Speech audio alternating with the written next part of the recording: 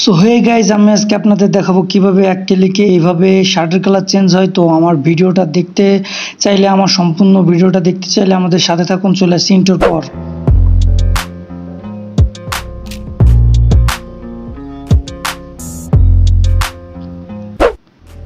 তো আমি চলে আসলাম আমার মোবাইল স্ক্রিনে। আমি আসার পর আমি গ্যালারিতে প্রবেশ করলাম। তারপর দেখেন আমি টিকমার্ক দিয়ে দেখিয়ে দিচ্ছি। শেয়ার অপশানে ক্লিক করে আমি প্রবেশ করব পিকচার্ট অ্যাপ্লিকেশনে। তো আমি পিকচার্ট অ্যাপ্লিকেশনে প্রবেশ করলাম। তারপর আমি চলে যাব এফএক্স টুলে। এফএক্স টুল। তারপর আমি চলে যাব কালার্সে।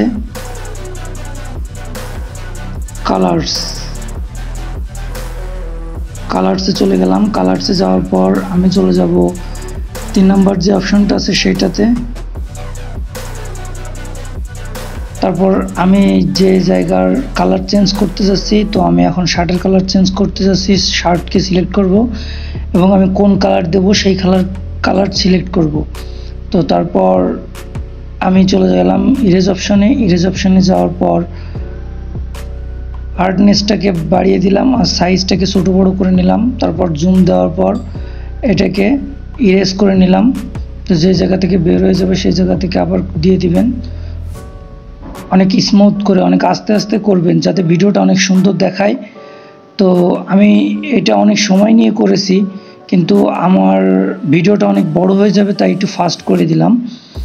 দেখেন কত স্মুথলি আমি এটা করেছি, অনেক আস্তে আস্তে, অনেক সময় নিয়ে আমি এটা ইরেজ করেছি। তো আপনারাও একটু সময় নিয়ে করবেন যাতে আপনাদের ফটোটা একদম ন্যাচারাল দেখায়, যাতে আর্টিফিশিয়াল না দেখায়, যাতে বোঝা না যায় যে এটা এডিটিং করা। তেমন করে সুন্দর করে আপনারা এডিট করবেন। দেখেন আমি অনেক আস্তে আস্তে করেছি, কিন্তু আমার ভিডিওটা অনেক বড় হয়ে যাচ্ছিল, তাই একটু ফাস্ট করে দিয়েছি।